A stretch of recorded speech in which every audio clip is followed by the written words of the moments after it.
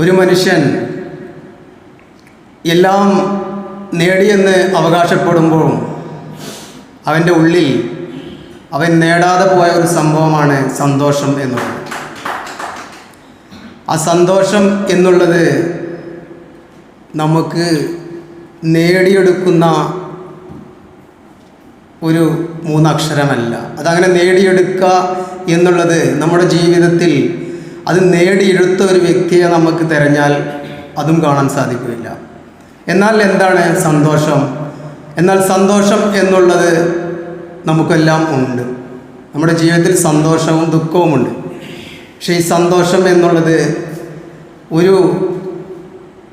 ഒരു മനുഷ്യൻ്റെ എപ്പോഴുമുള്ളൊരവസ്ഥയല്ല സന്തോഷം എന്നുള്ളത്.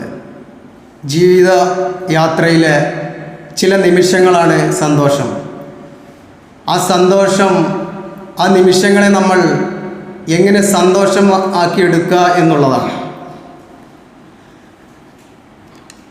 അപ്പോൾ നമ്മൾ ഒരു ദിവസത്തെ യാത്രയിൽ ഒരു ദിവസം 24 മണിക്കൂർ നമ്മുടെ ഒരു ദിവസത്തിൽ നമ്മൾ സന്തോഷം കണ്ടെത്തേണ്ടതുണ്ട്.